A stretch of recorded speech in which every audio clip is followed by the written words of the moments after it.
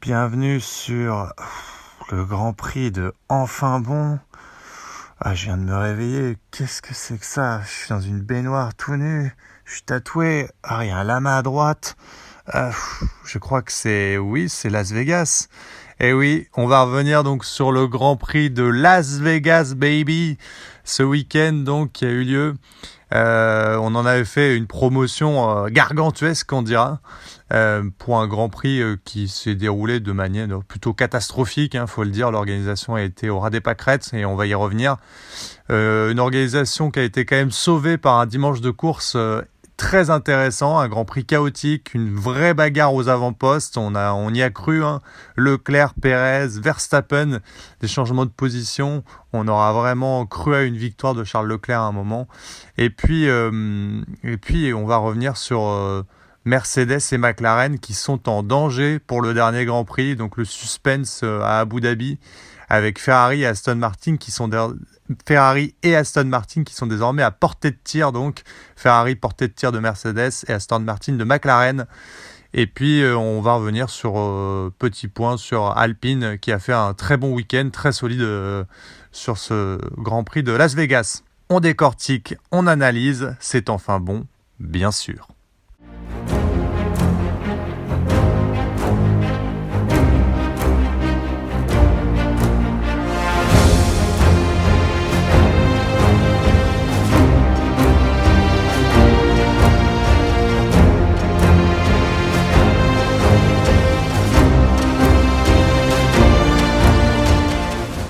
Allez, on attaque tout de suite donc avec le contexte organisationnel donc de ce Grand Prix qui a été une catastrophe, on l'a dit dans l'intro.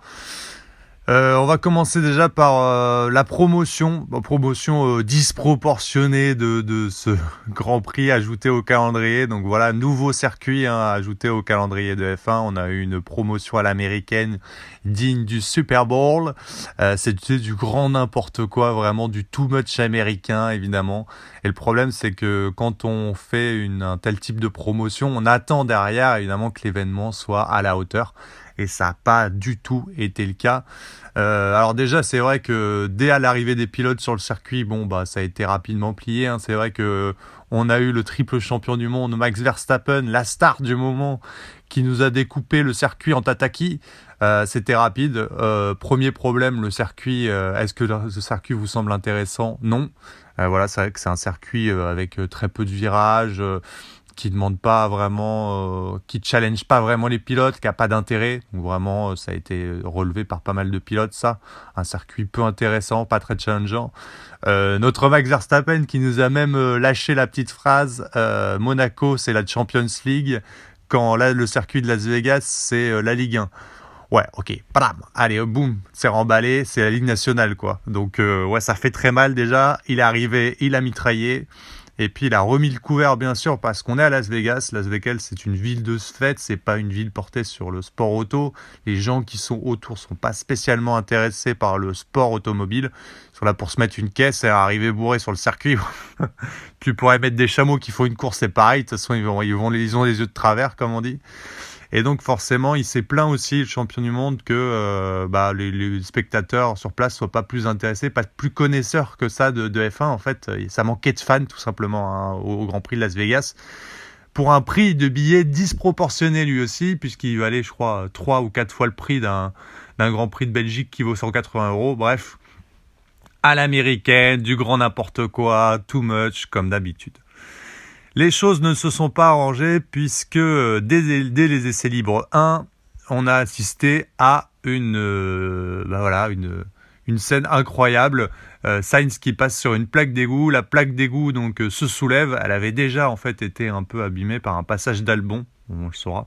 Et la plaque d'égout est venue et donc a arraché tout le fond plat donc de la Ferrari. Et a abîmé, endommagé le moteur. Et alors là, on est parti sur du grand n'importe quoi. Les FP1, donc les essais libres 1 ont été annulés. Il a fallu rechecker chacune des plaques d'égout pour essayer de voir quel était le problème. Finalement, elles ont été en fait remplies d'un enduit solide pour qu'on puisse faire les essais libres 2 quand même. Résultat, ça a décalé en fait les essais libres 2. Du coup, aux essais libres 2, en fait, on n'avait plus le staff de sécurité pour surveiller les spectateurs et on a demandé aux spectateurs de rentrer chez eux. Donc résultat, les essais libres 1 ont été annulés, les essais libres 2 se sont faits sans spectateurs, donc les spectateurs déjà n'ont pas eu de vendredi. Super pour le billet. En échange, on leur a offert 100 € de goodies. Donc, tu peux t'acheter une casquette, une sucette Max Verstappen et tout le tralala. Enfin, donc déjà, la panure. Et alors, le comble de ça, mais alors là, on est sur un quiproquo énorme entre le promoteur qui assume pas, la FIA qui ne peut pas trouver une solution, c'est qu'évidemment on a collé une pénalité du coup à Sainz et à Ferrari qui ont dû changer forcément toutes les pièces, y compris le moteur. Et vous savez qu'on a un quota donc par an de pièces. On a dépassé ce quota pour changer la totalité de la voiture qui a été endommagée à cause d'un problème du circuit. Et il n'y a pas de règle qui permet de revenir en arrière, qui permet de ne pas prendre de pénalité. Et donc Sainz s'est retrouvé parce que cette plaque d'égout est même fixée avec une pénalité de 10 places sur la grille. Voilà, donc déjà les bases sont bien posées d'un circuit très très bien organisé. Déjà le vendredi, on peut parler du vendredi le plus catastrophique qu'on ait vu depuis très très très longtemps en termes d'essais libres pour la F1. Mais ça ne s'arrête pas là puisque Las Vegas étant un nouveau Grand Prix, on l'a affublé d'un nouvel asphalte. Et qui dit asphalte neuf dit peu de graining et donc peu d'adhérence. C'est-à-dire que du coup l'asphalte est très lisse, très glissant. Et donc malheureusement pour les pilotes, on a l'impression d'être un peu sur une piste très glissante avec très peu d'adhérence, donc une piste proche de la glace. On a même eu si peu d'adhérence que Bottas s'est fendu j'ai l'impression de conduire sous la pluie, ça serait la même chose. Voilà, c'est dire que c'était tellement peu abrasif cette surface. Et en plus de ça, on commet des erreurs grossières. Tel que il y a eu la parade des pilotes comme d'habitude 1 heure à peu près avant le Grand Prix et une des voitures qui a conduit les pilotes avait une fuite d'huile et ça s'est fait sur la grille de départ. À gauche, donc voilà, à droite il y a les nombres impairs, donc premier, troisième, cinquième, septième qualifiés sur la grille, et à gauche c'est les deuxièmes, etc. Donc à gauche c'est notamment Sainz qui s'est qualifié et qui a dit là en fait la tache d'huile n'a pas été correctement nettoyée. On la voit en plus au départ, hein. Si vous regardez en fait, vous allez voir cette tache d'huile qui a été mal nettoyée. Et on s'en doute, hein, mais vous avez vu quand même qu'il y a quand même 2 des top pilotes, Sainz, Alonso notamment, qui sont partis en tête à queue au départ à cause de cette tache d'huile qui a été mal nettoyée. Autant vous dire que Carlos Sainz, il en a gros sur la patate si on lui parle de Las Vegas. Hein. Entre les FP1 avec la plaque d'égout qui lui arrache et il prend 10 places de pénalité sur la grille alors qu'il a rien fait, et cette tache d'huile qui se trouve donc sur sa trajectoire parce que ça a été mal nettoyé, ça fait quand même beaucoup pour Las Vegas pour un premier Grand Prix. Bon, vous l'aurez compris, cette organisation en général aurait été catastrophique. Alors dans les médias, c'est vrai qu'il y a eu des discussions sur le paddock pour dire mais non, en fait, vous voyez qu'on a passé un bon Grand Prix finalement à la fin. Alors moi, je suis pas de cet avis-là. Hein. Je pense que en termes sportifs, ça a été hyper intéressant. C'est la F1 qui a rayonné, mais en termes organisationnels et promoteurs, c'est une catastrophe. Et c'est ce pourquoi on vient sur ce circuit. Le circuit est pas intéressant. L'organisation, le promoteur a été au ras des pâquerettes. Et donc, de toute façon, si on doit tirer un bilan, c'est que ce circuit est un raté. Heureusement qu'on a eu de la chance et que côté sportif, on a été gâté par un week-end qui a quand même été très intéressant. Alors c'est vrai que les qualifs ont un peu dicté déjà l'intérêt de cette course. Des qualifs chaotiques, très intéressantes, un top 10 un peu inhabituel, notamment avec la position des 2 Williams en 5e et 6e place. Très belle qualif des Williams. Hein, pour une fois, Logan Sargent qui a emboîté le pas d'Alex Albon pour le coup sur la grille. Et puis Sainz qui a magnifiquement décroché cette 2e place derrière Leclerc, derrière la magnifique pole de Leclerc, mais malheureusement Sainz, on l'a dit, il va prendre 10 places de pénalité, ce qui fait qu'on se retrouve avec hors du top 10 quand même Sainz 12e, Hamilton qui loupe ses qualifs et finit 11e des qualifs, Perez 13e lui aussi loupe ses qualifications, et puis les 2 McLaren qui sont complètement à la rue en qualification et qui vont un peu s'aborder leur week-end. Très dur pour McLaren ce week-end de course. Voilà. Donc déjà des qualifications avec un top 10 un peu atypique. On a des As qui rentrent dans le top 10. On a l'Alfa Romeo de Bottas. On a les deux Williams. Voilà. Et puis la pole de Leclerc qui entretient toujours l'espoir d'une victoire grâce à des qualifications toujours hors normes, le monégasque. Et puis voilà, une course complètement décousue, on l'a dit, Alonso et Sainz qui partent en attaque au départ. Bon, on se rend compte que donc c'est à cause de la tache d'huile partiellement, mais aussi parce que l'asphalte en fait est neuf, qu'il n'y a pas de zone de freinage, que la mise en température des pneus est très compliquée puisque les températures sont très fraîches. Tout ça a rendu le départ très chaotique, très compliqué à gérer. Et puis on va avoir un panel d'erreurs, c'est vrai, on l'a vu, hein. Beaucoup d'erreurs, notamment des top pilotes, avec des interventions de 2 safety cars, une voiture de sécurité virtuelle. Dans les top pilotes, on a eu l'accrochage Russell-Verstappen. Voilà, donc Verstappen qui vient faire l'intérieur à Russell, qui ne l'a pas vu, qui referme derrière lui et vient taper en fait... Russell qui vient taper Max Verstappen et qui va venir endommager sa voiture légèrement. Et puis l'accrochage Hamilton-Piastri aussi, dépassement donc de Piastri, Hamilton, et puis les deux qui s'accrochent, ils sont obligés de rentrer. Et puis l'erreur de Lando Norris qui va se mettre un peu hors trajectoire et malheureusement perte d'adhérence et qui va venir taper et va se mettre hors course.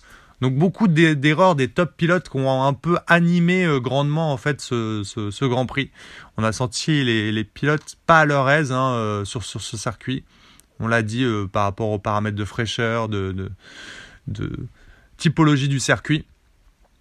Et puis autour de ce balai de safety car, de voitures de sécurité virtuelle, on a eu des grands vainqueurs forcément, puisque lors des interventions de voitures de sécurité, on va avoir Ocon et Perez qui vont avoir donc un arrêt au stand gratuit, puis un deuxième à la deuxième intervention de la voiture de sécurité.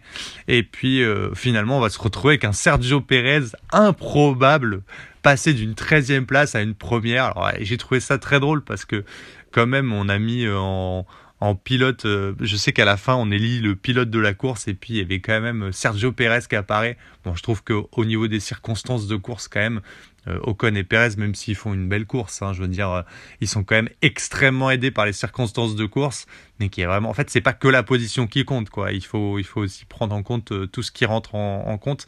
Il y a des pilotes qui ont fait une superbe course, mais qui n'ont pas été aidés par ces circonstances-là. Et on se retrouve donc avec un moment Perez en tête devant Leclerc puisqu'il arrive à le passer, et puis Verstappen, et on a eu une superbe bataille à 3, et ça c'était assez nouveau. Et pour être honnête, si on s'est autant enflammé pour ce Grand Prix, c'est parce qu'en fait on a eu une vraie bataille aux avant-postes pour une fois, des vrais changements de leader, mais on a vraiment cru que, au-delà du fait que Max Verstappen ait finalement gagné, puisque j'ai envie de dire la phrase classique, à la fin c'est toujours Max qui gagne, on a vraiment cru à une victoire potentielle de Perez, on a vraiment cru à une victoire potentielle de Leclerc, ce qui n'était pas forcément le cas sur les autres circuits où on voyait Verstappen revenir. Là vraiment il y a une vraie bataille aux avant-postes, très claire entre les trois. Voilà, Perez qui avec de la chance au gré des interventions de la voiture de sécurité va donc ressortir en deuxième place, et il va venir avec un beau rythme mettre la pression sur Leclerc après la deuxième intervention de la voiture de sécurité, et il va venir le dépasser. Seulement voilà, Perez, contrairement à Verstappen, a fait un choix. Il a mis beaucoup plus d'appui sur sa voiture, et il va se rendre compte très vite qu'en fait, quand il utilisait le DRS derrière Leclerc, c'était très facile de le suivre et surtout plus facile de le dépasser. Seulement une fois qu'il passe devant lui et qu'il passe en tête, il n'a plus ce DRS, et en vitesse de pointe, il perd beaucoup, et Leclerc va très facilement en fait repasser Perez. Et on va voir un peu la différence, que Verstappen va donc évincer Perez puis Leclerc pour reprendre la tête. Et c'est vrai que dans les réglages, on voit un peu la différence. Alors, On peut se dire, tiens, pourquoi Pérez a fait un choix d'appui beaucoup plus lourd par rapport à Verstappen, sachant que ce circuit, c'est quand même un circuit extrêmement rapide. Il n'est pas très loin de Monza en termes de vitesse de pointe. C'est un circuit urbain très, très, très rapide. Et bien sur les réglages, c'est simplement parce qu'aujourd'hui, Sergio Pérez, il n'est pas autant en confiance que Max Verstappen sur sa voiture. Et lui a besoin de mettre plus d'appui pour se sentir en confiance dans les virages. Et forcément, il est obligé d'en pâtir sur les lignes droites. Et c'est ce qui fait un peu la différence avec son coéquipier.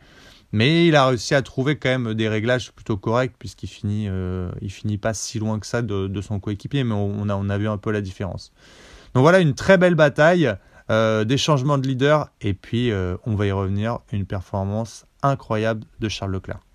Une performance incroyable qui met une pression phénoménale sur Mercedes désormais, puisque Ferrari a encore grappillé un nombre de points énorme sur Mercedes et vient directement se coller dans son sillage. Charles Leclerc, une performance XXL. Franchement, quand je regarde ce week-end de course de Leclerc, je me dis à quoi bon être hétéro quand tu vois ça, franchement. Ce dépassement incroyable sur Sergio Pérez dans le dernier tour. Leclerc a une capacité. C'est vrai qu'il y a des. Alors, c'est pas mon pilote préféré, contrairement à ce qu'on peut penser. Mais il a une capacité à venir faire les freins qui est vraiment incroyable. Alors on l'a vu, il y a un moment où quand Verstappen a essayé de repasser, il est venu vraiment repousser en fait sa zone de freinage extrêmement loin pour essayer de lutter contre le Néerlandais. Et ce dépassement sur Sergio Pérez, donc dans le dernier tour, conscient le monégasque que les dépassements sont très compliqués. Il nous a fait un dive bomb sur Sergio Pérez, sorti de nulle part, et puis il vient faire les freins d'une propreté incroyable dans l'avant-dernier virage, et il vient récupérer cette deuxième place alors qu'il avait fait une erreur, c'est vrai, il s'était un peu loupé sur un freinage. Et il vient faire cet incroyable dépassement sur Sergio Pérez pour reprendre cette deuxième place qui lui est due après un week-end, c'est vrai, incroyable, une pole position. Il a longtemps mené la course, encore désavantagé le monégasque suite aux interventions de la voiture de sécurité. Ça lui arrive encore. Bon, c'est vrai que lui, de toute façon, il a la guigne, donc tout ce qui peut être contre lui arrive. Mais vraiment une intelligence de course, un travail assez phénoménal du monégasque ce week-end. On savait que les Ferrari, alors on est déçus. Moi, je suis vraiment déçu, c'est vrai, profondément déçu que Sainz ait subi ce problème de plaque d'égout et ait pris les 10 places de pénalité, parce que je pense qu'on aurait eu une lutte assez incroyable entre les Ferrari et les Red Bull. Parce que c'est vrai que Charles Leclerc est fini à 4 secondes seulement de Verstappen. Donc c'est très proche, ça s'est joué à très peu. Et je pense que le duel aurait été plus intéressant, équilibré à 2 contre 2. Et là forcément à 2 contre 1, c'était plus compliqué pour le monégasque. Alors on savait que c'est vrai que la Ferrari allait être au rendez-vous, parce que c'est un circuit à haute vitesse, on l'a dit. C'est très très proche en termes de vitesse de pointe de Monza, qui est le circuit le plus rapide de la saison. Et on avait des températures fraîches. Donc qui dit température fraîche dit plus faible dégradation des pneus. Et on sait que Ferrari a un avantage là-dessus, puisqu'ils étaient un peu en peine sur la dégradation par rapport notamment à Red Bull. Et là, ils ont beaucoup moins subi cette dégradation pneumatique Ferrari. Même après l'intervention de la voiture de sécurité, on n'a quasiment pas vu que Leclerc avait 6 tours de plus sur ses pneus durs à la fin, par rapport à Verstappen et Pérez qui, eux, étaient rentrés au stand. Voilà, en tout cas, le bilan, il est très clair. Depuis la Belgique, maintenant, Ferrari a marqué 221 points, alors que Mercedes en a marqué 169. Et pour ce dernier Grand Prix de la saison à Abu Dhabi, assez exceptionnel, on a seulement 4 points d'écart entre les deux écuries. Donc qui va finir deuxième du championnat, c'est très important mine de rien, parce qu'il y a des grosses sommes en jeu forcément, et puis il y a une belle symbolique quand même de dire qui a fini deuxième derrière les intouchables Red Bull cette année. Alors c'est pas le seul intérêt, puisque on l'a dit, McLaren est aussi en danger après un week-end extrêmement compliqué. McLaren, avec des qualifs complètement ratés, se retrouve donc éliminé en Q3. Piastri et Norris qui sont complètement hors du coup. Et puis une course catastrophique, malgré une belle performance de Piastri, on va y revenir. Norris donc qui va se louper, qui va venir taper le mur, c'est l'intervention de la première voiture de sécurité, il me semble, si je fais pas d'erreur. Et donc out, une première, et puis Piastri condamné donc à faire une remontée, et dans sa remontée il va venir s'accrocher avec malheureusement Hamilton. Alors c'est pas totalement de sa faute, c'est vrai, c'est un peu de la faute je trouve de l'anglais, mais bon, c'est une incidence de course. Malheureusement ça va venir saboter sa remontée avec un beau rythme, et il se retrouve finalement à aller gratter le point de la 10e place. Malheureusement pendant ce temps-là, Aston Martin va marquer 11 points, donc 10 points de plus et vient désormais se rapprocher à seulement 11 petits points de McLaren, alors qu'on arrive sur le dernier Grand Prix.